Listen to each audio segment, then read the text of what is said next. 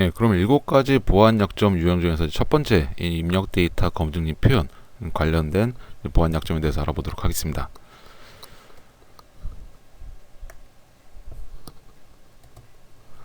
예, 입력 데이터 검증 및 표현 이 영역 같은 경우에는 우선 15가지의 보안 약점으로 분류를 하고 있습니다.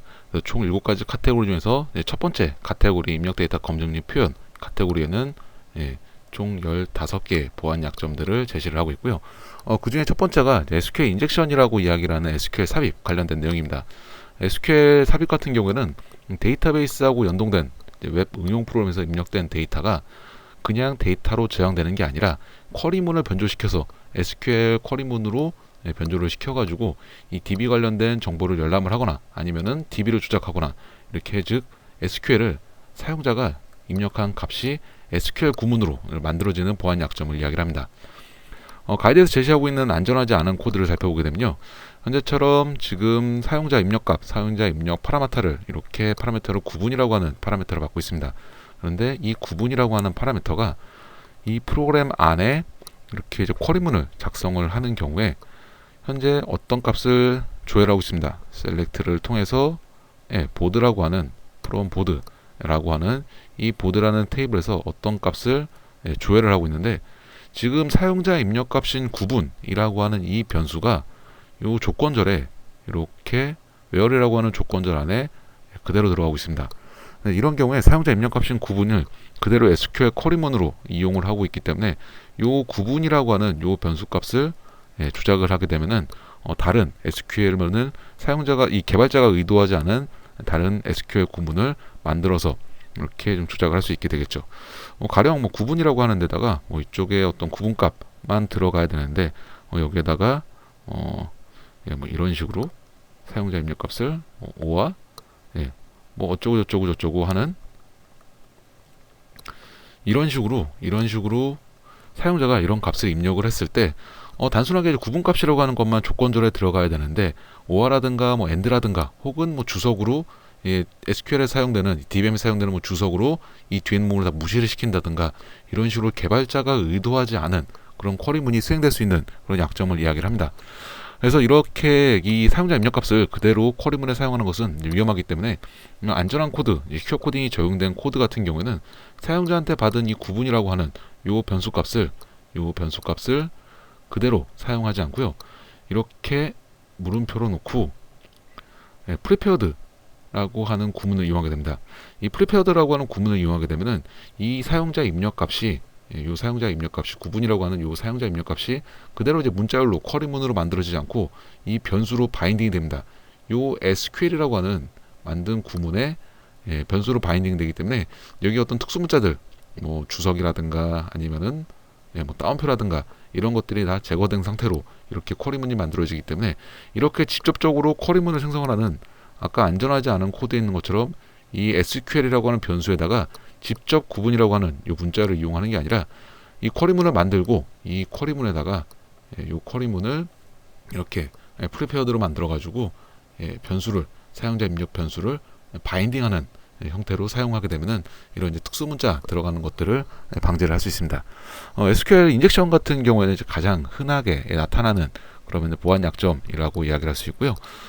보통 요 예제 코드가 요 SQL 구문이 이런 SQL 구문이 나온다라고 하면은 거의 대부분 SQL 인젝션을 의심을 해볼 수 있습니다. 그래서 SQL 인젝션 같은 경우도 좀 더 이제 이런 구문을 단순하게 이제 조작을 하는 SQL 일반적인 SQL 인젝션이고요. 아니면 대량의 쿼리를 조작을 하는 대량의 쿼리가 아니죠. 대량의 테이블이라든가 아니면 컬럼 값을 조작을 하는 SSQL 인젝션이라든가 아니면은 블라인드 SQL 인젝션이라고 해가지고 요 조건문을 맞는지 틀리는지 이렇게 true false 해가지고 어떤 값을 추정을 할 수 있는 그런 이제 이런 SQL 인젝션 공격도 매스 SQL 인젝션이나 블라인드 SQL 인젝션 이렇게 세분화해서 구별을 할 수도 있습니다.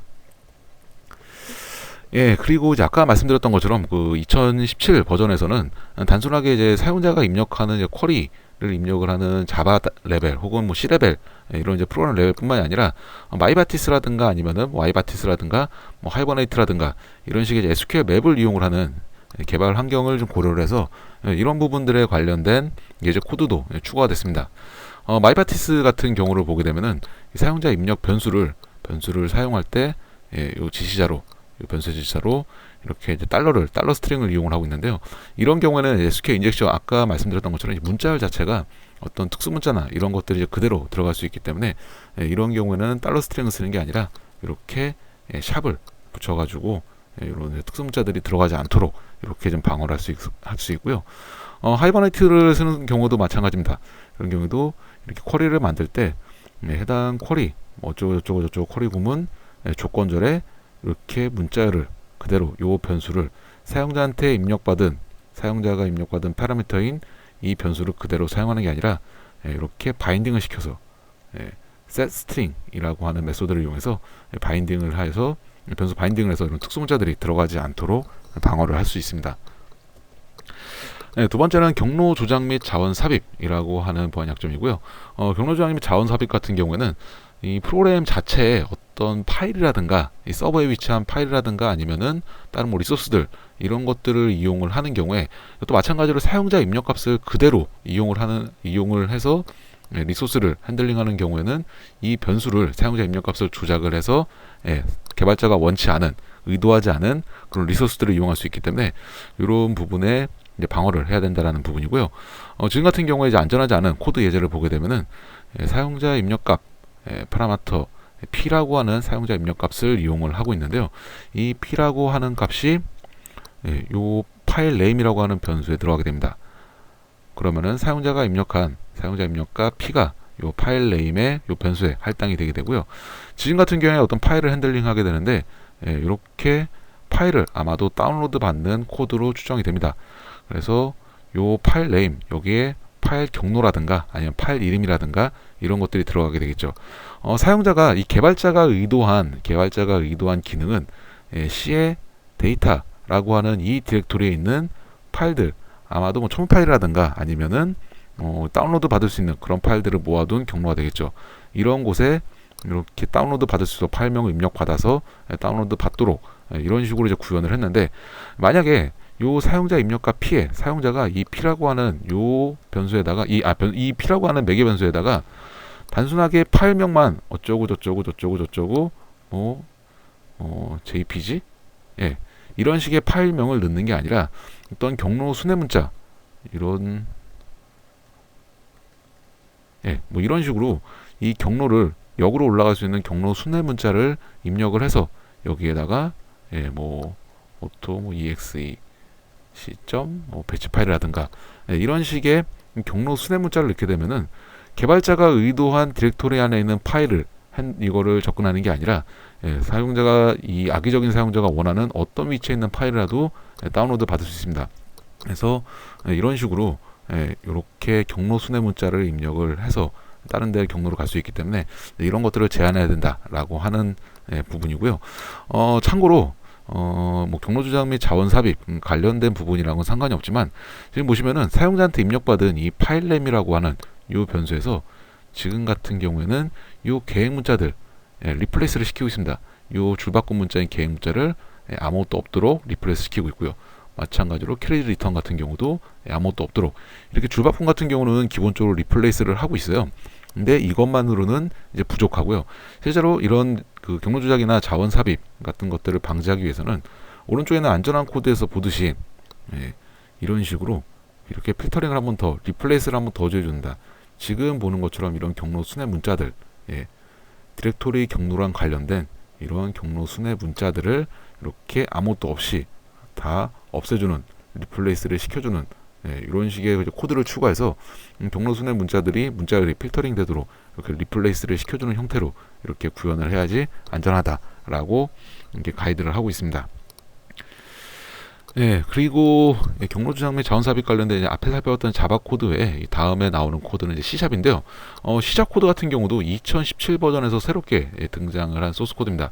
9버전에 2013 버전에서는 이 예제 코드가 거의 대부분이 자바 그리고 일부 C 이렇게 이제 예제 코드가 있었는데 2017 버전이 되면서 자바랑 그리고 C샵이 주로 돼 있고요. 그리고 일부 C 코드가 예제 코드로 이렇게 좀 명시가 되고 있습니다. 시작 같은 경우에는 2017 버전에서 새롭게 추가가 된 언어고요.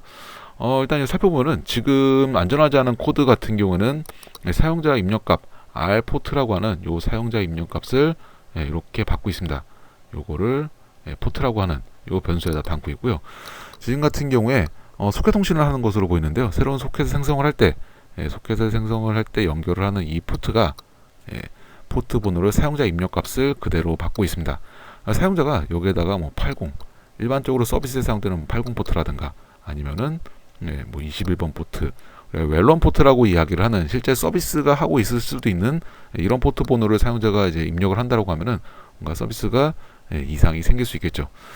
실제로는 사실 이런 식으로 이제 구현을 해도 이렇게 소켓을 생성할 때 이미 사용되고 있는 포트에 대한 이미 뭐 웹서버가 이제 80 포트가 들어가고 있다든가 아니 뭐 FTP라든가 기존에 사용되고 있는 이미 실행이 되고 있는 프로세스에 있는 포트를 이렇게 만들려고 하면은 사실 이거 자체는 뭐 쫑이 나거나 그러진 않고요.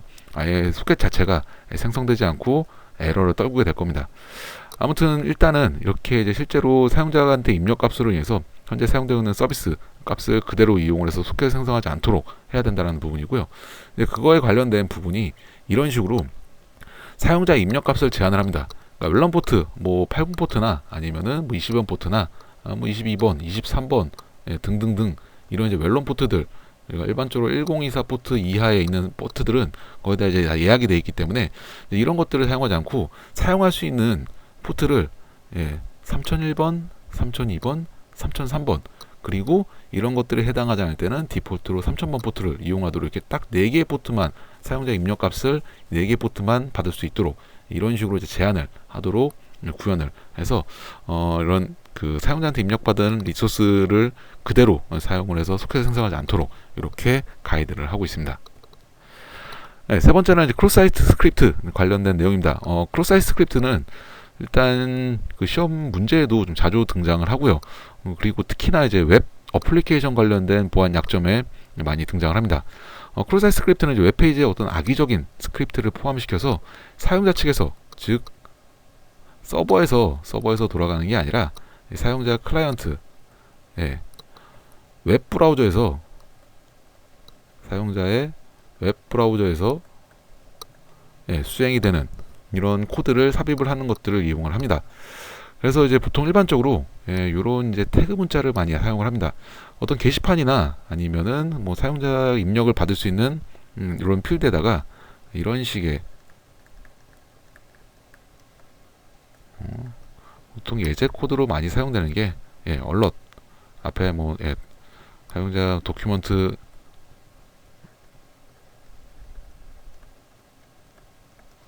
쿠키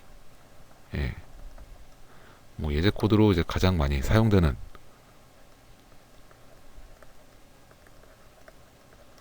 이런 식의 이제 문자열을 입력을 하게 되면은 이 문자열이 게시판 같은데 그대로 사용자한테 가로 스크립트 가로 닫고 얼럿 도큐먼트 쿠키 그리고 닫는 태그에다가 스크립트 이런 식으로 이제 문자로 뜨는 게 아니라 이거 자체가 사용자 브라우저에서 이제 자바스크립트로 인식을 해서 실제로는 띵 하면서 이런 경고창이 뜨게 됩니다. 그리고 여기는 쿠키 정보가 이렇게 쭉 나타나게 되겠죠. 그래서 이제 사용자 이제 악의적인 스크립트를 포함시켜 가지고 이렇게 문자열이 아니라 실제로 실행 코드로 브라우저에서 실행 코드로 보통 자바스크립트를 많이 사용하는데 이런 코드로 동작을 하게 하는 것들을 크로스사이트 스크립트라고 이야기를 하고요. 참고로 뒤에 나올 크로스사이트 요청 변조하고 크로스사이트 스크립트는 똑같은 이제 크로스사이트라고 하는 이 용어가 들어가지만 서로 다른 공격 기법입니다. 그건 이제 뒷줄에 다시 한번 살펴보도록 하고요. 지금 안전하지 않은 코드에서 명시를 하고 있는 제시하고 있는 내용들을 보니까 사용자 파라미터 사용자가 입력한 이 값을 id라고 하는 값을 커스터머 id라고 하는 변수에다가 담게 되고요. 그리고 커스터머 id를 그대로 출력을 하고 있습니다. 보통 JSP 같은 경우에서 이렇게 JSP 코드라고 이렇게 명시를 해주는 퍼센테이지를 넣어주고 그 다음에 는 어쩌고 저쩌고 하게 되면은 요거는 프린트를 한 거랑 동일한 요 변수 값을 화면에 프린트하는 거고 이제 동일한 표기법인데요. 그래서 이렇게 사용자가 입력한 요 아이디라고 하는 값을 사용자 페이지에서 그대로 출력을 해주게 됩니다. 이런 식으로 이제 이런 코드를 만들어서 이렇게 만들어서 입력을 하게 되면은 이 문자열이 사용자 브라우저에 이렇게 문자열로 보이는 게 아니라 실제로 쿠키 정보를 출력을 해주는 팝업 창으로, 얼럿 창으로 동작을 하게 됩니다. 이런 것들을 방지하기 위해서 안전한 코드에서는 이런 각각의 요 태그 문자들, 스크립트를 만들 수 있는 바로 요 태그 문자들을 브라우저에서는 결국에는 이렇게 태그 문자가 들어가게 되면은 이거를 실행 코드로, 즉 실행 HTML 태그로 인식을 하기 때문에 이런 것들을 다 리플레이스 시켜주는 거죠. 리플레이스 시켜줄 때 그냥 이거를 없애버리는 게 아니라 이렇게 레러된이나 아니면은 그레이터 된 LTGT 이 앰퍼샌드를 붙인 다음에 LTGT 이렇게 표현해주게 되면은 실제로는 $LT라고 하는 문자열이지만 사용자 브라우저에서는 이거를 문자열 그대로 이렇게 표시를 해주게 됩니다. GT 같은 경우도 마찬가지로 그대로 이렇게 표시를 해주게 되고요. 그래서 이렇게 LT, GT, LT, GT 이렇게 변경을 해가지고 출력을 하게 되면은 이 스크립트라고 하는 요 문자열이 그냥 그대로 브라우저 상에서 문자열로 이렇게 보이게 됩니다. 이렇게 아예 필터링을 해주는 방법을 하나가 있고요. 아니면 두 번째, 요 입력값, 요 필터링을 수행하는 것뿐만이 아니라 JSTL 이것도 마찬가지로 사실은 2013 버전에서는 이제 없던 그런 내용인데요. 아까 이제 말씀드렸던 것처럼 2017 버전에서는 개발 환경 관련된 부분들, 어떤 뭐 프레임워크라든가 아니면은 라이브러리라든가 이런 것들을 이용을 하는 것들에 대한 보안 방법들도 같이 제시하고 있다고 말씀드렸는데요. 얘 같은 경우 보통 많이 사용되는 JSTL이라고 하는 요 방식을 적용을 하는 것들을 이야기를 하고 있고요. JSTL을 이용하는 경우에 이렇게 escape XML이라고 하는 메소드를 이용을 해서 안에는 해당 변수를 넣어주게 되면은 이 해당 변수 값이 요 XML 요 그 문서를 요 마크업 랭귀지에 관련된 요 태그들을 다 제거를 하고 출력을 해주게 됩니다. 우리가 직접 이렇게 LT, GT 이런 식으로 변경을 해주지 않아도 요 지금 태그 있는 값들이 그대로 입력이 된다고 하더라도 이 메소드를 escape XML이라고 하는 메소드를 이용하게 되면은 요 태그들, 문자들을 다 제거를 해주게 되고요. 아니면은 이렇게 cout을 이용을 하는 방법도 있습니다. 이것도 마찬가지로 JSTL에 요 cout이라고 하는 요 지시사를 붙여주게 되면은 요 값도 마찬가지로 이런 태그 문자들이 다 제거된 상태로 출력이 됩니다.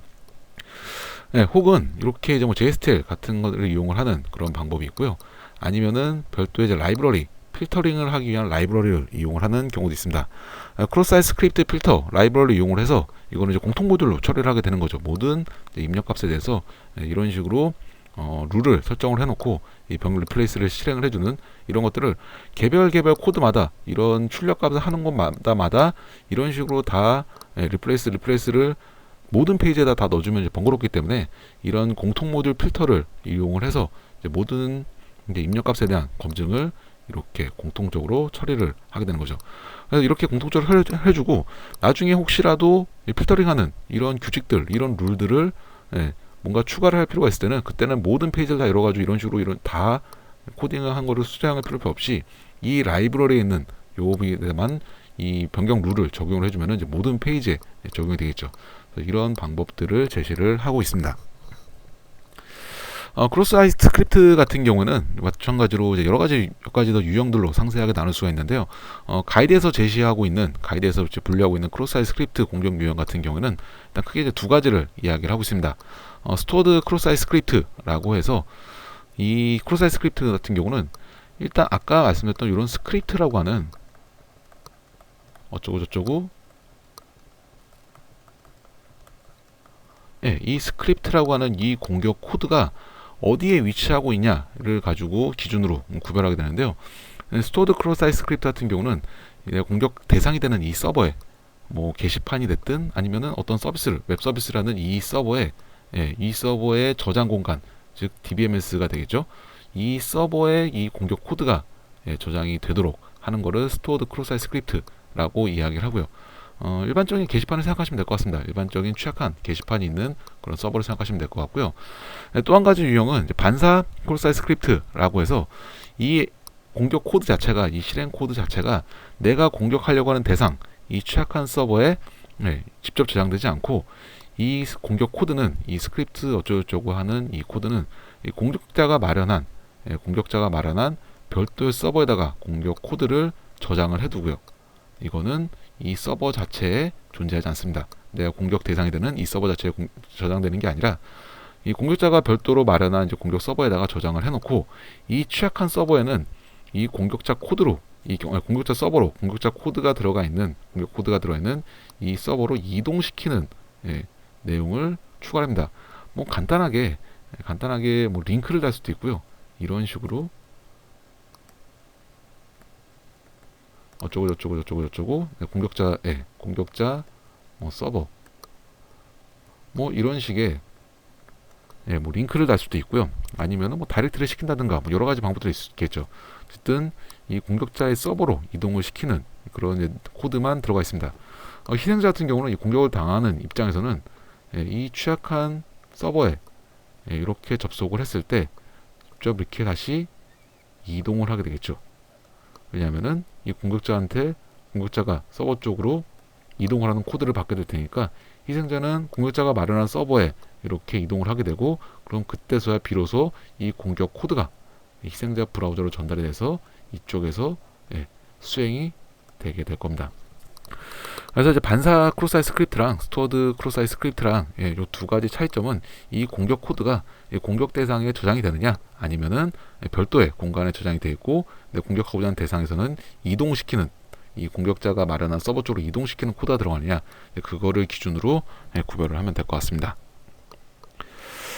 네 번째는 운영체제 명령어 삽입입니다. 운영체제 명령어 삽입은 SQL 인젝션 같은 경우에는 사용자가 입력하는 입력 값이 SQL 쿼리문으로 이렇게 주작이 되는 그런 방식이었는데, SQL 삽입이 아니라 운영체제 명령어 삽입은 동일합니다.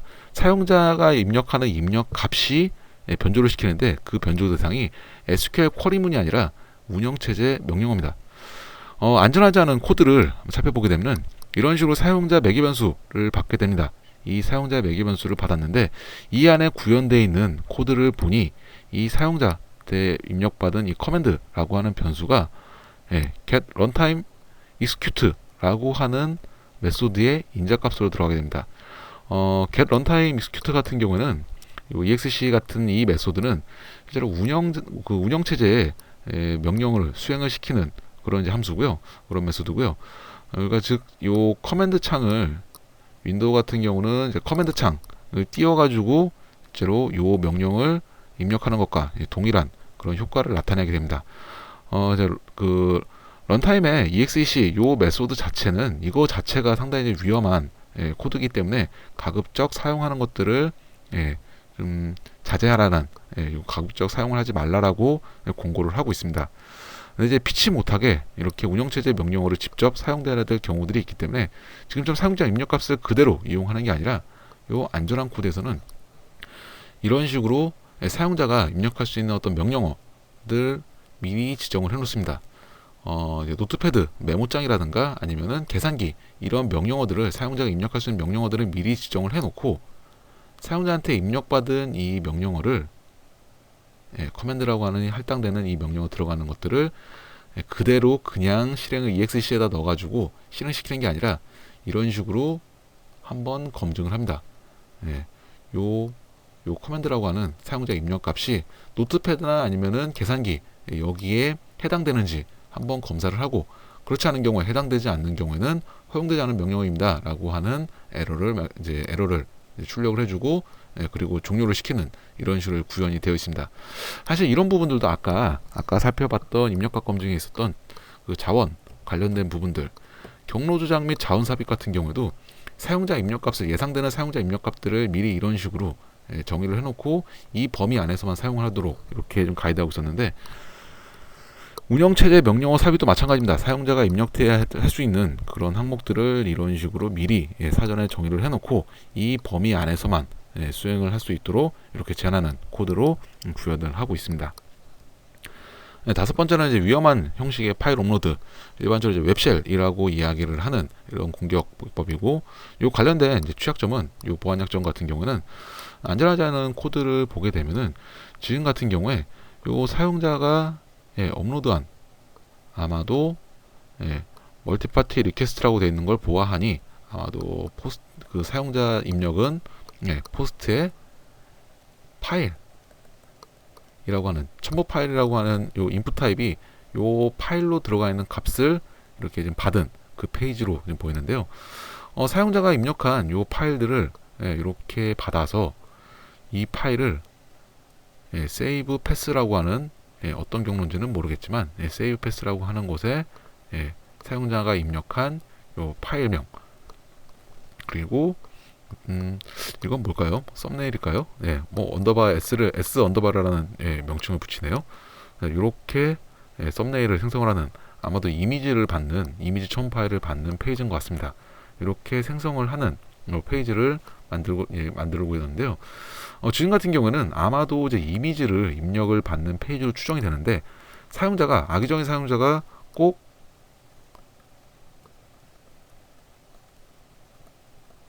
이런 이미지 파일만 업로드를 한다라고 하는 것들을 보장할 수 없게 되겠죠. 가령 이렇게 자바 파일로 JS 파일로 이제 구현되어 있는 페이지에 JPG나 GIF 이미지 파일이 아니라 a.jsp라고 하는 어떤 스크립트 코드를 사용자가 만들어서 이거를 업로드 시켜버리게 되면은 요 세이브 패스에 요 a.jsp라고 하는 이름이 이렇게 생성이 되겠죠. 그러면은 이런 파일이 올라가게 되면은 어떤 문제가 있냐면은 만약에 사용자가 이 세이브 패스라고 하는 요 경로를 알 수 있다라고 하면은 직접 내가 프로그램을 짜서 코드를 짜가지고 JS 파일을 올려놓은 다음에 브라우저에다가 http 주소창에 지금 올라가 있는 어쩌고 저쩌고 컴에 어쩌고 저쩌고 경로들 그리고 a.jsp라고 치게 되면은 실제로 이 코드가 악의적인 사용자가 만든 a.jsp라고 하는 이 스크립트 파일이 서버에서 수행이 됩니다. 이거는 아까 크로스사이트 스크립트랑 다르게 크로스사이트 스크립트 같은 경우는 사용자 브라우저에서 실행되는 이제 그 클라이언트 사이드 스크립트인데 이런 JSP나 뭐 ASP나 뭐 PHP나 이런 파일들 같은 경우는 서버에서 동작되는 스크립트 파일이기 때문에 오히려 영향도는 훨씬 더 높다라고 할 수 있겠죠. 뭐 서버에 있는 파일들을 삭제한다든가 아니면은 변경을 시킨다든가 내용을 유출을 한다든가 뭐 DB를 커넥션을 한다든가 모든 작업들을 다 할 수 있습니다. 그래서 이렇게 이런 사용자가 입력하는 업로드하는 파일을 검증하지 않고 그대로 사용됐을 때 생기는 이제 문제점들을 이야기를 하고요.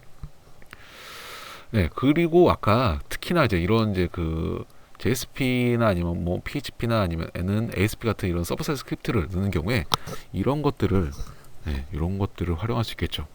아까 살펴봤던 운영체제 명령어 삽입 이런 명령줄을 우리가 업로드하는 이 스크립트 파일에 포함을 시킨다고 하면은 실제 운영체제에 사용할 수 있는 명령어들도 다 사용자가 입력한 업로드한 이 파일을 이용을 해서 운영체제 명령어도 다 조작이 가능할 겁니다. 그래서 이런 이제 파일들을 이렇게 만드는 파일들을 일반적으로 이제 웹쉘이라고 하는 용어를 사용을 하게 됩니다. 이런 스크립트 파일을 이용해서 공격이 가능하고요.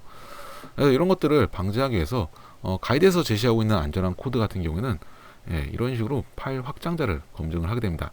이 파일 확장자는 서브스트링이라고 하는 메소드를 이용을 해가지고 사용자가 입력한 파일 네임을 그대로 쓰는 게 아니라 사용자가 입력한 파일 네임을 검사를 해서 요 마지막에 이 파일명 중에서 마지막 점 있는 위치를 가져옵니다. 가령 뭐 파일 이름이 테스트 jpg 뭐 어쩌고 저쩌고 .jsp 이런 파일명을 만들어서 올렸다고 했을 때 요 코드를 통과시키게 되면은 마지막에 존재하는 점을 찾아서 last index of라고 하는 마지막으로 존재하는 닷을 찾아서 그 다음 위치니까 요 마지막에 있는 확장자를 반환을 하게 되겠죠. 그래서 이 확장자가 이렇게 JPG거나 아니면은 뭐 PNG 이런 GIF 이런 확장자가 아니면은 업로드가 불가능한 파일입니다 라고 하는 에러 메시지를 출력을 하고 그리고 종료를 시키는 형태로 이런 코드를 이렇게 필터링을 하는 검증을 하는 코드를 추가를 해줬습니다. 이렇게 확장자를 이용을 이렇게 확장자를 검증을 하는 이런 코드들을 이야기를 하고 있고요. C# 같은 경우에도 비슷합니다. C# 같은 경우에도 이런 식으로 사용자가 입력한 사용자가 업로드한 파일을 그냥 세이브하게 되면은 이제 문제가 아까 말씀드렸던 자바랑 동일한 문제가 발생할 수 있기 때문에 이렇게 C샵에서는 컨텐츠 타입을 해당 파일에 이 업로드한 파일에 사용자가 업로드한 파일에 컨텐츠 타입을 확인을 합니다.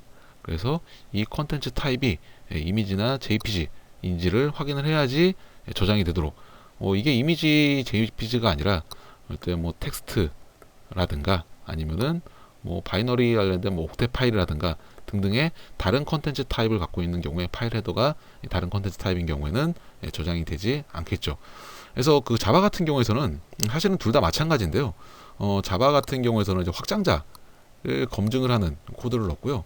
이 C샵에서는 파일 헤더에 컨텐츠 타입을 검증을 하는 대상이 확장자냐 아니면은 파일 헤더의 컨텐츠 타입이냐 라고 하는 건데 결국에는 마찬가지입니다. 마찬가지로 요 이미지 파일만 허용을 하기 위해서 이것들을 검증을 하는 코드들이 들어간 거고요.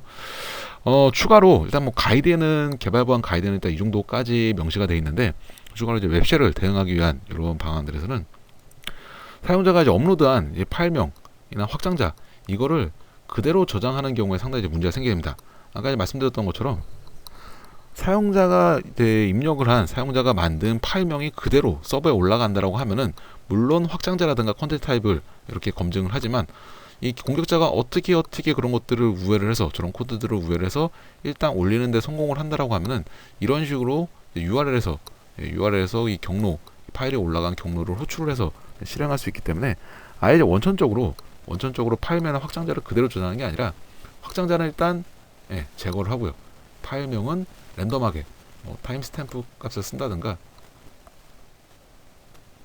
아니면은 뭐 랜덤한 숫자라든가 아니면 시퀀스한 이런 번호들을 이용을 해서 파일명 자체를 랜덤하게 변경을 해서 서버에 저장을 하고요.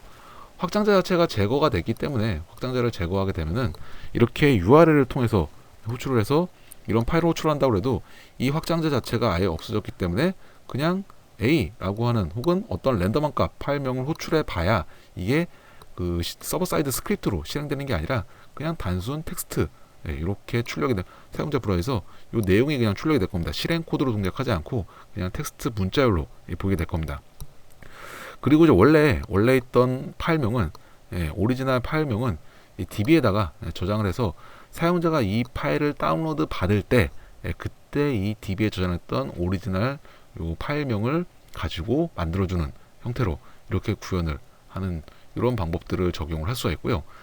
그리고 이제 파일 저장 경로 자체를 이제 웹 서버의 도큐먼트가 아니라 이런 식으로 URL을 통해서 접근할 수 있는 웹 서버의 도큐먼트가 아니라 별도의 개별 경로에 전혀 다른 웹 서버랑 다른 경로에 저장을 해서 웹에서 아예 URL로 접근 자체가 URL을 호출하지 못하도록 이렇게 구현하는 방법도 이용을 할 수 있고요.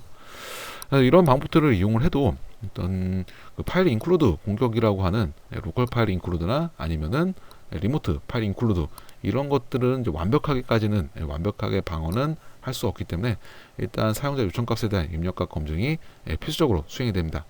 인클루드 공격 같은 경우는 참고로 이제 이런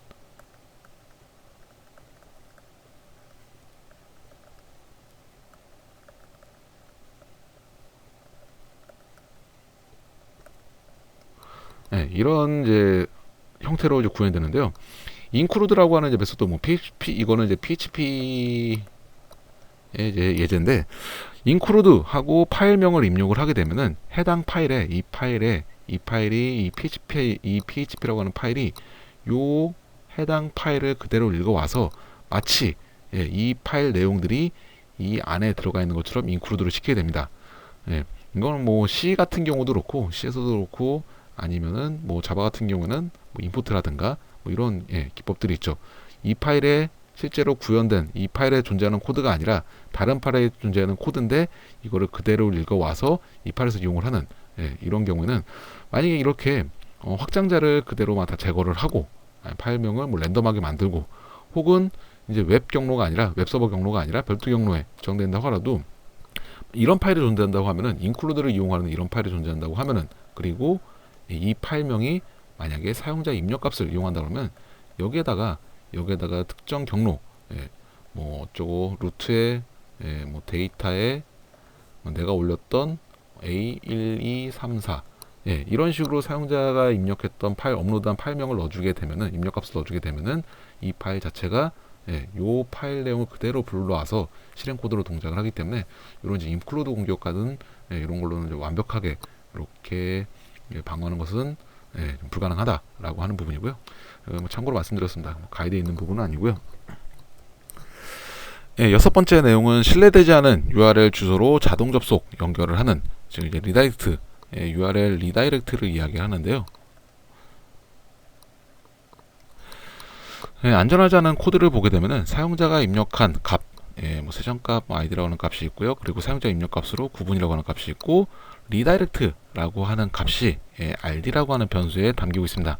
이런 이제 사용자 입력값들을 받고 있는데, 지금 보니까 이 사용자 입력값으로 받은 get 파라미터로 받은 입력값이 실제로 response, send, redirect, RD라고 하는 메소드를 이용하고 있습니다. 리다이렉트 메소드를 이용하게 되면은 여기에 들어가 있는 이 매개 변수로 이 해당 페이지를 이동을 이 현재 사용자가 보고 있는 이 페이지를 요 리다이렉트라고 하러 받은 이 주소로 이동을 시켜버리게 됩니다. 그래서 보통 이제 피싱이라든가 아니면 파밍은 아니겠네요. 피싱 사이트로 이렇게 사용자 입력값을 이용하는 경우에 이 사용자 입력값을 통해서 이 링크를 다른 사용자한테 메일로 보낸다든가 아니면은 게시판에다 업로드를 한다든가 했을 때 해당 URL을 딱 클릭하게 되면은 이 리다이렉트라고 되어 있는 이 변수에 공격자가 만든 어떤 가짜 사이트로 바로 이동을 시켜버리는, 사용자도 모르는 사이에, 사용자가 인지하지 못하는 사이에 가짜 사이트로 이동을 시켜버릴 수 있습니다. 그래서 이렇게 사이트 리다이렉트를 시키는 경우에는 마찬가지로 안전한 코드에서는 이런 식으로 사용자가 이동을 시킬 수 있는 이런 페이지들을 미리 정의를 해놓고 해당 페이지들을 사용자 입력한 요 리다이렉트라고 하는 값들이 여기에 포함되어 있는지 이거를 확인을 하는 코드를 이렇게 구현해서 넣습니다. 이것도 비슷하죠. 아까 살펴봤던 명령어 삽입 같은 경우에도 사용자가 입력할 수 있는 이 커맨드 명령어들을 미리 사전에 정해놓고 이 범위에 사용하도록 되어 있었고요. 그리고 자원 삽입 같은 경우에도 마찬가지로 사용자가 입력할 수 있는 값들을 미리 범위를 정해놓고 해당 리스트를 정해놓고 이 범위 안에서만 사용하도록 되어 있는 것처럼, 리다이렉트 같은 경우에도 사용자가 이동할 수 있는 페이지들, 이 URL들을 미리 사전에 정해놓고 이 안에서만 이동을 할 수 있도록 이렇게 제한을 하는 형태로 구현할 수 있습니다. 그래서 신뢰하지 않은 URL 주소로 자동 접속 연결, 이거를 방지하기 위해서는 이 리다이렉트한 대상들을 사전에 정의를 해놓고 이것만 이용하도록 해야 된다, 이렇게 명시를 하고 있습니다. 일곱 번째는 이제 엑스쿼리 삽입 관련된 부분입니다. 기본적으로 SQL 삽입이랑 SQL 인젝션이랑 동일합니다. 다만 대상이 SQL DBMS에 사용되는 SQL 쿼리문이 아니라 XML 데이터를 주작을 하는 엑스쿼리라고 하는 요 쿼리문을 주작을 하는 방식이고요.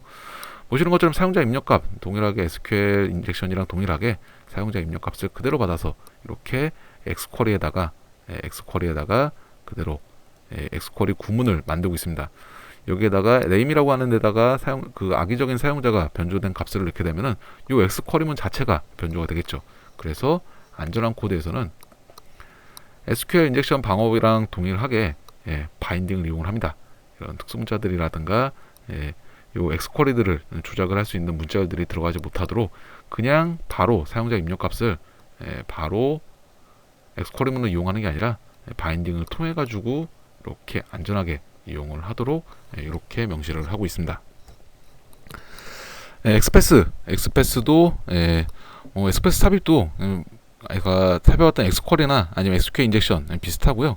어떤 구조화된 마크업 랭귀지 엑스패스라고 하는 요 마크업 랭귀지를 탐색을 하는 이런 이제 구문에다가 이렇게 사용자 입력값을 그대로 마찬가지로 엑스패스 구문에 이렇게 입력을 하는 게 아니라 이것도 이렇게 바로 입력하지 않고 별도로 이런 엑스패스 구문을 만드는 값을 별도 파일로 만들어 놓고 여기에다가 이런 식으로 예. 엑스패스 구문은 별도의 파일로 만들어 놓고 이 파일을 이제 불러와서 요 값을 이렇게 사용자 입력받은 네임이나 패스워드 값을 이렇게 이용을 바인딩을 해서 이렇게 사용하는 형태로 가이드를 하고 있습니다. 자바 같은 경우에서 그리고 또 두 번째 이 개발 보안 가이드에서 요 예제 코드 같은 경우가 이제 하나만 나와 있는 경우는 별로 없고요. 여러 가지 코드들을 이렇게 명시하고 있는데요. 지금 같은 경우 이제 앞에 살펴봤던 거는 자바 코드에서 이렇게 별도의 엑스패스 구문을 만들어 놓고 별도 파일로 만들어 놓고 이걸 이제 바인딩을 해서 사용하는 형태로 제시를 하고 있고요. 또 한 가지는 이제 필터링 하는 방식을 명시를 하고 있습니다. replace all 해가지고 엑스패스 구문을 만드는데 조작이 가능한 이런 문자열들을 다 없애버리도록 리플레이스를 시키는 형태로 이렇게 필터링을 하는 방식으로도 구현을 할 수가 있습니다. 엑스패스에 사용되는 이런 특수문자들 이런 것들을 필터링을 해서 아예 없애버리고 이용을 하는 형태로도 구현을 할 수가 있습니다. 여러 가지 형태로 구현이 가능하겠죠. 아홉 번째는 LDAP 삽입입니다.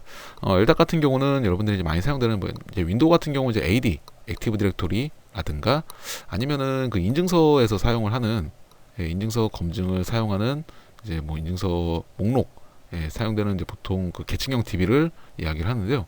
이런 이제 LDAP에 이 LDAP도 마찬가지로 이 LDAP에 관련된 이제 조회 구문이라든가 요 LDAP 이제 문자열이 있는데 이런 이제 문자열들이 수행됐을 때 사용자 입력값이 그대로 들어가는 경우에 DC나 아니면은 뭐 AD 관련된 뭐 OU라든가 OU 값이라든가 아니면 뭐 DN 값이라든가 이런 이제 LDAP에 사용되는 이제 문자열들 이런 값들을 하도록 사용자 입력값을 이제 그대로 넣는 게 아니라 또 마찬가지로 이렇게 요 값들 특히나 이제 이 아스테리카 문자 요 전체 이 LDAP 같은 경우는 보통 인증하는 데 많이 사용되는데요. LDAP이라고 하는 그 계층형 DB에 어떤 사용자 값이 있는지, 사용자 정보가 있는지 이런 인증값들을 조회하는데 보통 많이 사용되는데 이런 이제 아스테리카 문자가 포함되는 경우에 요 전체 내용들을 이렇게 우회해서 볼 수 있기 때문에 이런 것들을 방지하기 위해서 요 문자열, 아스테리카 문자를 표현하지 않도록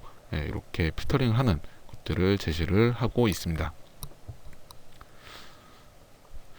크로스사이트 요청 위조, 열 번째 요 크로스사이트 요청 위조 같은 경우는 아까 살펴봤던 크로스사이트 스크립트랑 상당히 유사한 공격입니다. 기본적으로 사용자 입력을 받은 어떤 스크립트라든가 아니면은 요청 문자들 이런 것들을 통해 가지고 공격이 가능하고요. 그런데 크로스사이트 요청 위조는 크로스사이트 스크립트랑 다르게 말 그대로 요청 위조라고 하는 용어가 들어가 있습니다.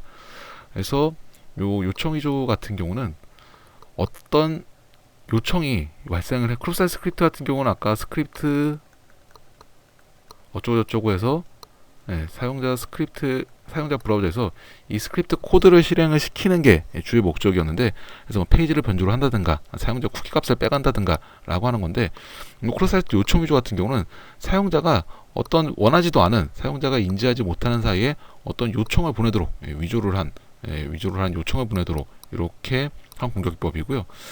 대표적으로 이런 것들을 생각해 볼 수 있을 것 같습니다. 어떤 게시판에 이미지 태그를 이렇게 입력을 하고요. 이미지 태그를 이렇게 입력을 하고요. 가령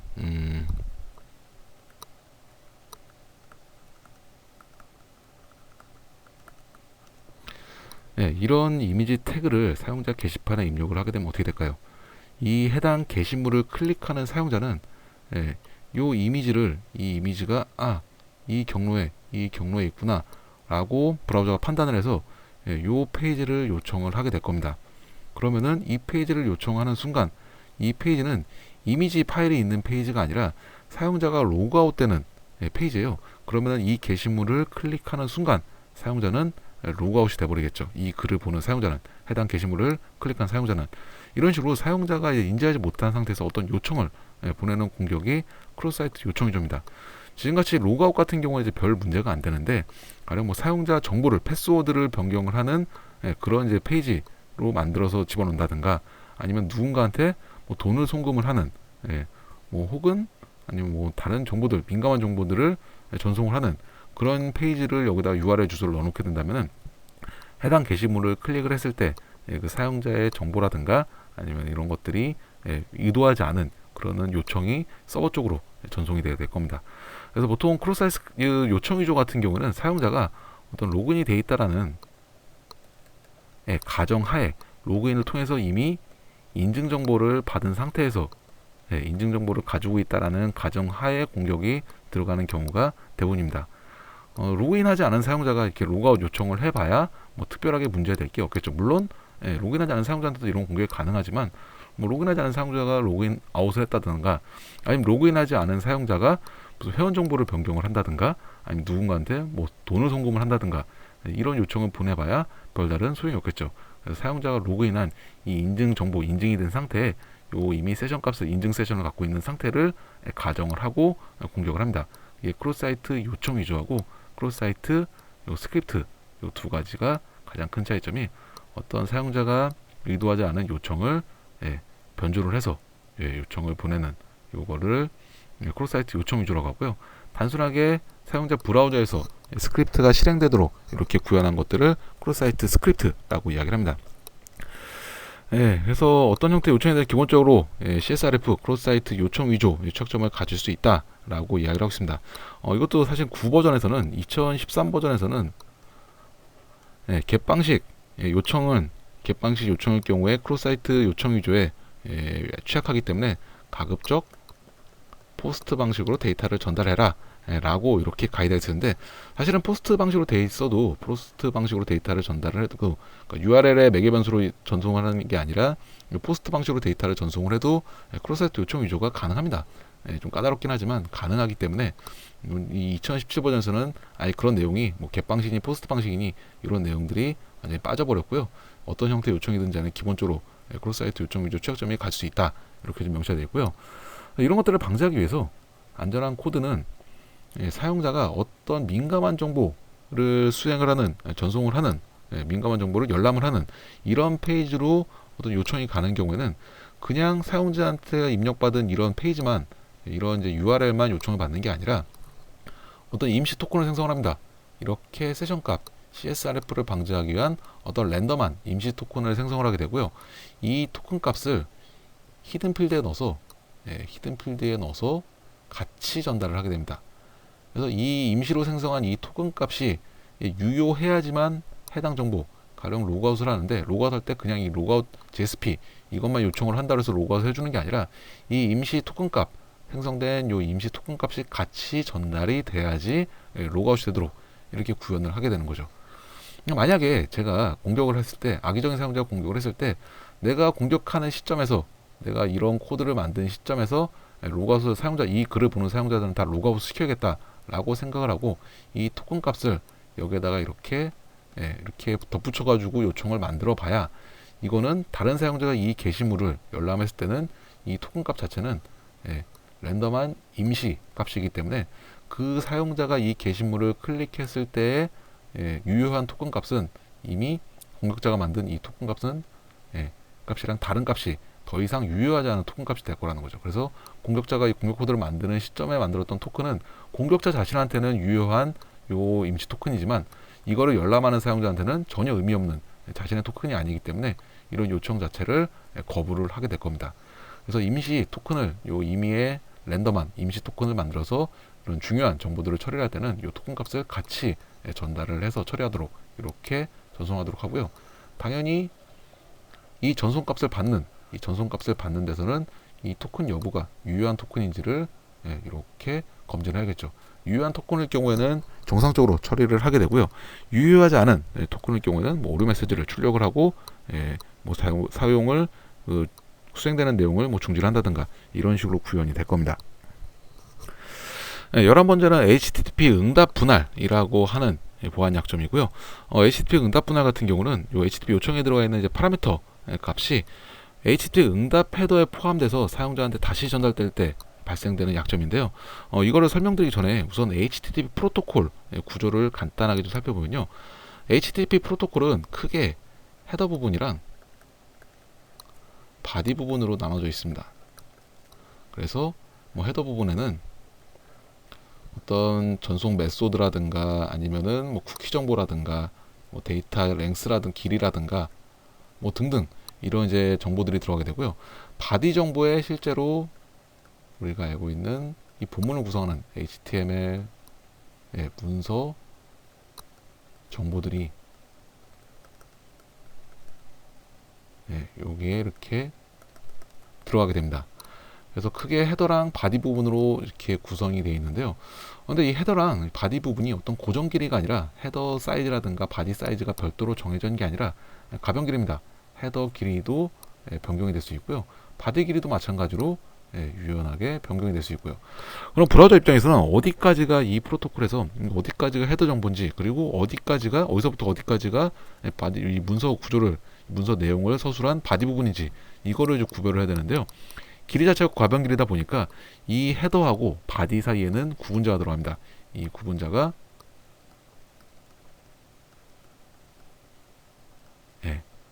요 줄바뀜 계획 문자 2개, 계획 문자 2개가 요 헤더하고 바디 사이에 위치하게 됩니다.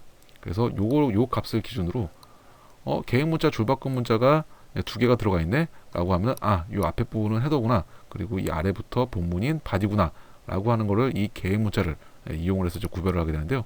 이게 이제 구분자 역할을 하게 되는 거죠. 헤더하고 바디의 경계를 알려주는 구분자 역할을 하게 됩니다. 근데 사용자가 입력한 값을 만약에 응답 헤더에 HTTP 헤더에다가 포함하는 경우에는 사용자가 악의적으로 이런 계획 문자들 라인 피드나 키리즈 리턴 요 rn 요 값을 사용자가 만들어서 넣게 되면은 원래는 여기가 이제 경계값이 되는데 헤더하고 바디를 경계값이 되는데 사용자가 입력한 값이 헤더에 그대로 사용된다고 하면은 여기 어딘가에 헤더 값의 어딘가에 요 값이 rn 값이 들어간다고 하면은 브라우저 입장에서는 여기까지가 헤더고 이 아래부터 본문이구나 라고 착각을 할 수 있게 되겠죠. 그래서 이런 것들을 이용한 공격 기법을 얘기하고요. 지금 안전하지 않은 코드를 보게 되면은 사용자가 입력한 파라미터 값에 라스트 로그인이라고 하는 요 값을 이렇게 넣고 있습니다. 그래서 요 값을 이용해서 이렇게 쿠키를 생성을 하게 되네요. 쿠키를 생성을 하게 되는데 보니까 사용자한테 입력받은 이 값을 가지고 쿠키 값을 만들어 주게 됩니다. 근데 이 쿠키 값은 이 HTTP 프로토콜의 헤더에 위치하게 되고요. 근데 이 쿠키 값을 사용자 입력한 값을 그대로 이용하기 때문에 이 쿠키 값에다 만약에 이런 식으로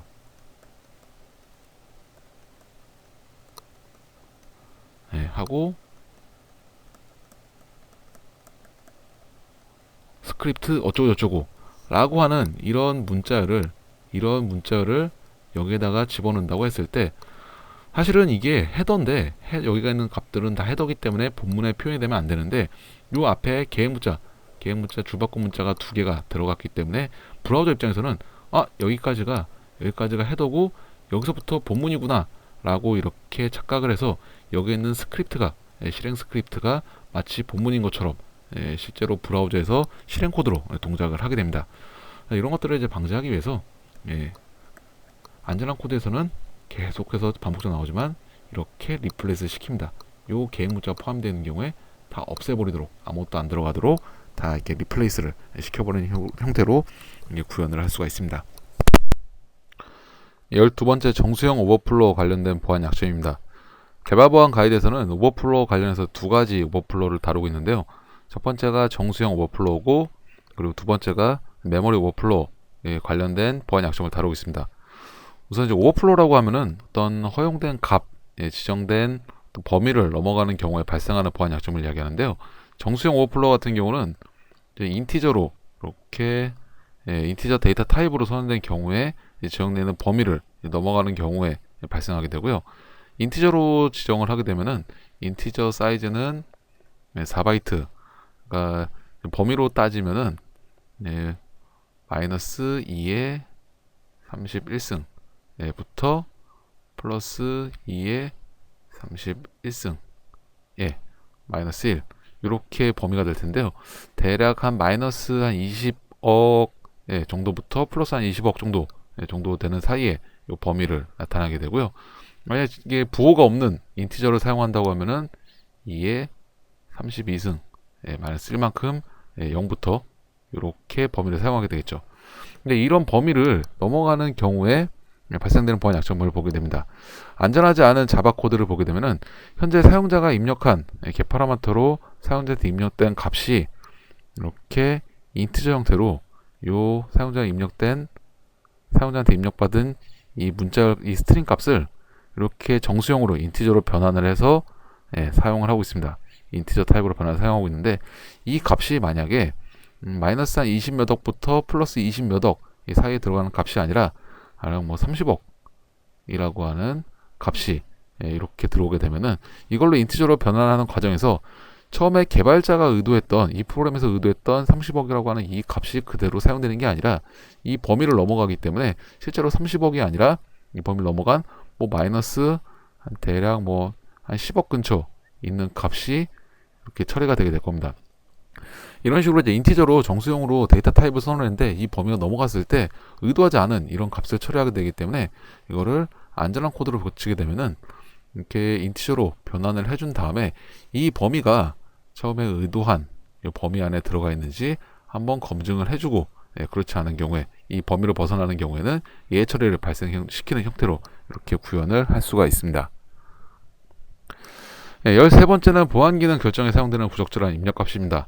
외부 입력값, 사용자가 입력하는 외부 입력값을 가지고 이 입력값이 뭐 문제가 없다라고 이렇게 신뢰를 전제로 하는 경우에 이 값을 가지고 보호 메커니즘을 운영하는 경우에 이거를 이제 우회해서 별도로 이 보안 메커니즘을 우회하는 그런 기법들을 이용할 수 있는데요.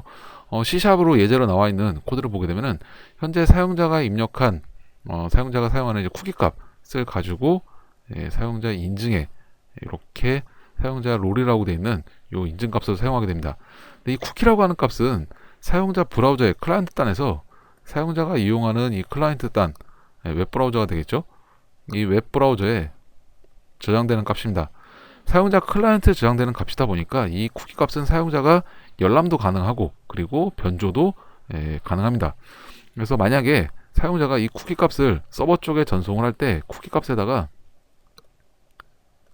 어드민이라고 하는 값으로 이렇게 변조를 해서 서버로 전달하게 되면은 이 서버에서는 단순하게 쿠키 값만 가지고 사용자의 롤을 판단하기 때문에 이 사용자가 실제로 어드민으로 인증을 받지 않았음에도 불구하고 이 쿠키 값에 어드민 값이 있기 때문에 어드민 사용자가 되는 이런 현상이 발생하게 되죠.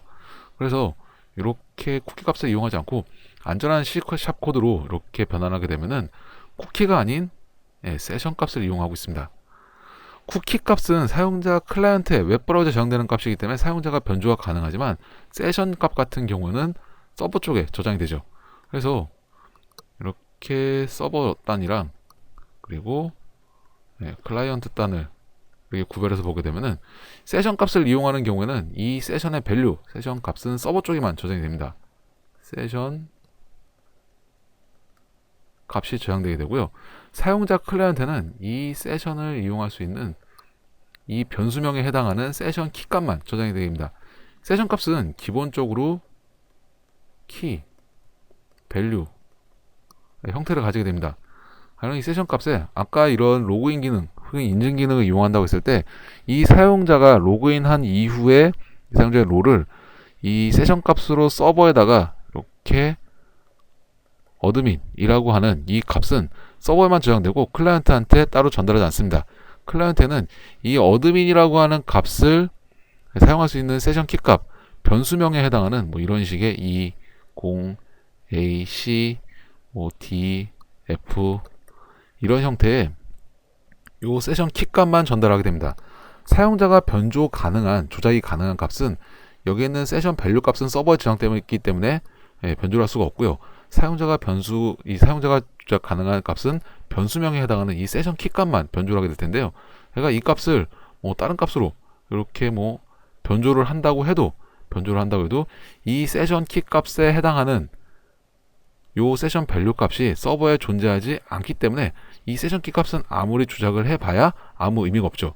그래서 이런 이제 그 중요한 이런 인증 같은데 혹은 사용자 역할 이런 데 사용되는 중요한 정보 같은 경우는 쿠키 값을 이용하지 않고 쿠키 같은 경우는 이 쿠키 값 자체가 사용자 브라우저에 클라이언트에 저장되기 때문에 쿠키를 이용하지 않고 서버의 세션을 이용해서 서버에다가 중요한 값을 저장을 하고 이 클라이언트 쪽에다가는 이 값을 할당할 수 있는 변수명에 해당하는 세션 키값만 전달을 하도록 이렇게 구현할 수 있습니다. 그래서 이렇게 세션 값을 이용을 해가지고 세션 정보를 이용해서 세션 정보에서 세션 정보에 있는 값을 이용해서 이렇게 이동을 시키는 형태로 안전하게 구현을 할 수가 있습니다. 14번째는 메모리 버퍼 오버플로어 관련된 내용입니다. 아까 오버플로어 관련 살펴봤던 이 정수용 오버플로어 같은 경우는 인티저, 정수용 데이터 타입에 해당하는 범위를 넘어가는 경우에 발생하는 문제점이고요. 메모리 버퍼 오버플로어 같은 경우는 정수형이 아니라 보통 문자열이 사용이 됩니다. 저희가 보통 이 C샵으로 나와 있는 코드를 한번 보게 되면은 이런 식의 구조체를 하나 선언했어요. 이 구조체는 캐릭터 16바이트의 캐릭터 정보하고 2개의 포인터로 구성이 되어 있습니다. 이 구조체가 메모리상에 선언이 될 때는 이런 식으로 할당이 되게 될 겁니다. X값, 캐릭터 16바이트에 해당되는 X값 영역이 들어가 있을 거고요. 그리고 4바이트씩 포인터 정보가 들어가게 됩니다. 그래서 이렇게 구조체를 선언해 둔 다음에 보니까 이 구조체에다가 어떤 특정 값을 요 X라고 하는 여기다가 값을 저장을 복사를 하고 있는 메모리 카피를 이용해서 메모리 요 구조체 크기만큼 값을 복사하는 그런 구문이 들어가 있는데요. 이런 식으로 프로그램을 짜게 되다 보면 요 X라고 하는 시작점, 메모리상의 요 시작점에다가 요 구조체 사이즈만큼 특정 값을 복사를 하게 됩니다. 그래서 이런 식으로 A, B, C 쭉 해서 뭐 E, F, G 이렇게 해서 쭉 들어가면 H, I, J, K, L, M 이런 식으로 쭉 복사가 됩니다. 원래 의도 자체는 요 X라고 하는 요 범위까지 데이터를 복사를 하는 게 이제 의도인데 메모리 입장에서 봤을 때는 이 프로그램에서 바라보는 뷰는 이렇게 세 개의 구역으로 나눠서 메모리 할당된 영역을 X, Y, Z 세 개의 구역으로 나누고 있는 거는 이거는 순전히 이 프로그램에서 바라보는 뷰고요. 실제 메모리 입장에서 봤을 때는 그냥 이 공간은 연속적으로 할당된 공간일 뿐이지 이게 여기서 여기까지 X고 여기까지는 Y고 여기서 여기까지는 Z고 이런 식으로 구별을 하진 않습니다. 메모리 입장에서 봤을 때는요. 그래서 어떤 값을 복사를 하게 되면은 그냥 그 값만큼 이 구조체 사이즈만큼 어떤 값을 쭉 덮어쓰게 됩니다. 원래는 X 값에만 데이터가 들어가야 되는데 실제로 Y 영역에 해당하는 부분, Z 영역에 해당하는 부분까지 특정 값을 덮어쓰기가 발생하게 되죠. 그럼 이 값을 이렇게 할당된 값을 출력을 하게 되면은 여기서부터 X라고 하는 값을 쭉 출력을 하게 되면은 요 문자열은 ABCD 쭉 해서 X에서 끝나는 게 아니라 Y, Z 영역까지 쭉 딸려서 출력이 되겠죠. 다른 영역까지 덮어쓰게 됩니다. 그래서 이런 부분들을 방지하기 위해서 이렇게 구조체를 선언한 다음에 데이터를 복사를 할 때 문자열 종료를 위해서 맨 마지막에 널 문자를 삽입을 하게 됩니다. 이렇게 마지막 부분에다가 널 문자를 삽입을 해서 이게 문자열의 끝이라고 하는 경계값을 지정을 해주게 되는 거죠. 그래서 이렇게 널 문자를 넣어주게 되면은 여기서 출력을 했을 때 데이터를 출력을 했을 때 마지막 부분에다가 널 문자가 들어갔기 때문에 출력을 했을 때 데이터를 쭉 여기 있는 메모리 있는 영역들 읽으면서 출력을 하다가 널 문자를 만나는 순간 아 여기까지가 경계구나 라고 하는 것을 인식을 하고 더 이상 다음 영역들을 이제 출력을 한다든가 이런 것들을 방지를 할 수가 있습니다. 그래서 메모리 버퍼 오버플로어 같은 경우는 이 메모리상에 할당되어 있는 영역을 다른 영역까지 침범을 해서 덮어쓰게 되는 그런 보안 약점을 이야기를 하고요. 이런 것들을 이제 방지하기 위해서 문자열 종료 이 영역까지 여기 경계값이라고 하는 것들을 알려주기 위해서 이런 식으로 널값을 붙여줄 수가 있습니다.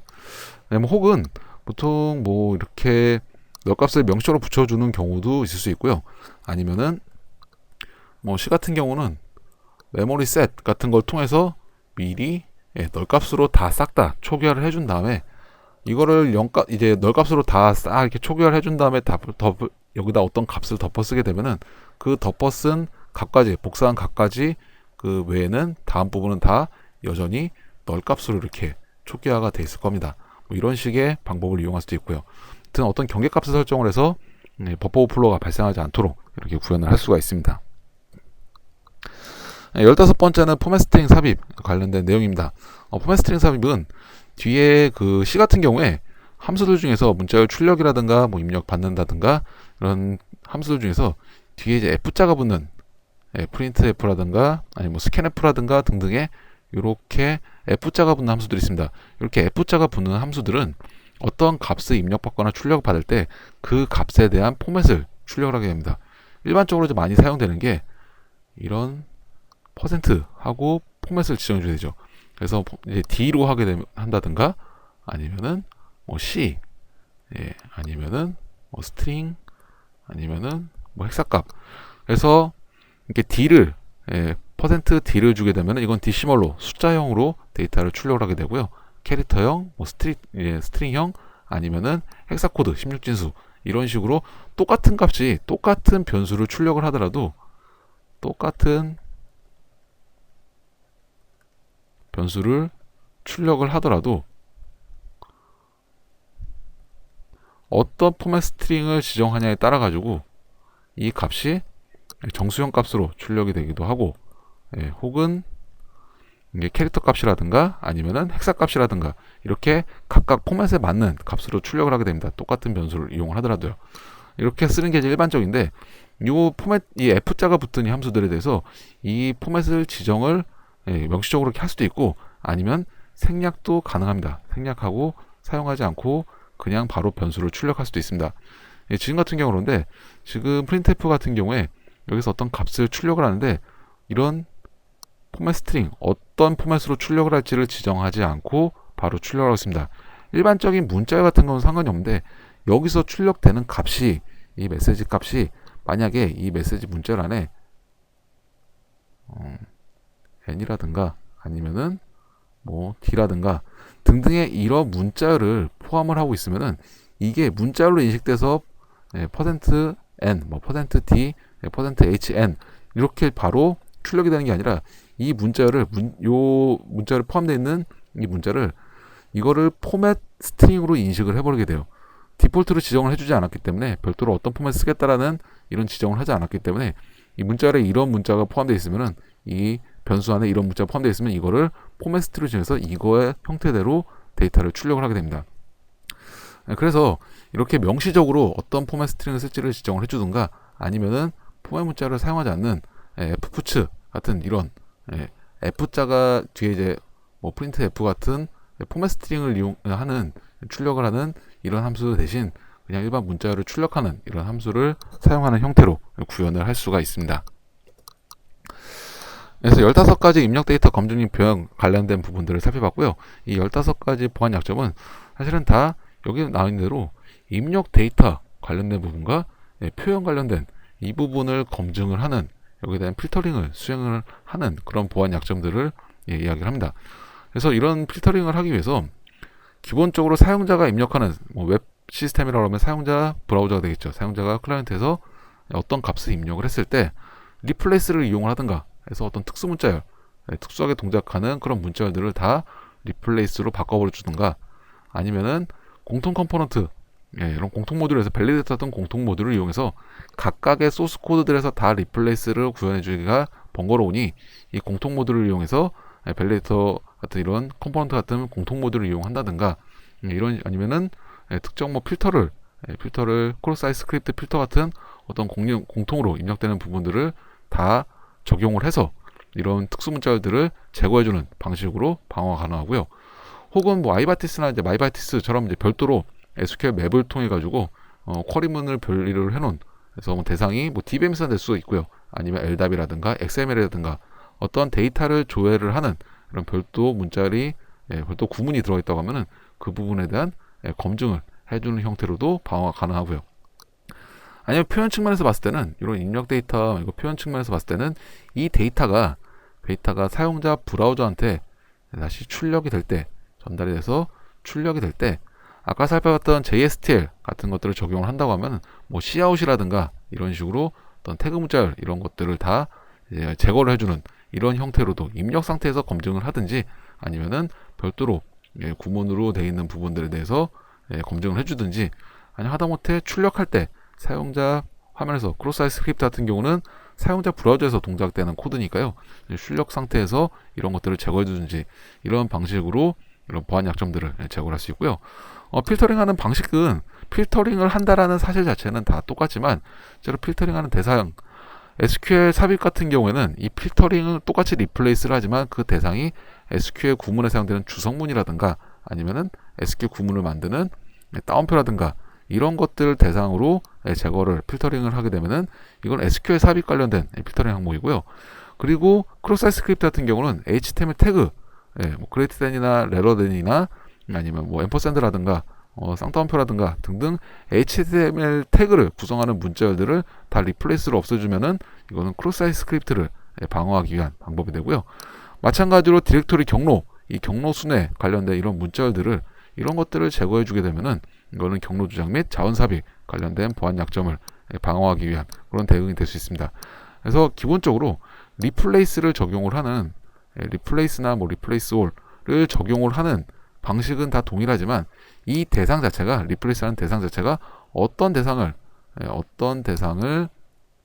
리플레이스를 하냐에 따라 가지고 SQL 삽입을 방지하기 위한 코드가 시큐어 코딩이 될 수도 있고요. 크로스사이트 스크립트를 방지하기 위한 실행 코드가 될 수도 있고 이건 경로 주장 및 자원 삽입을 방지하기 위한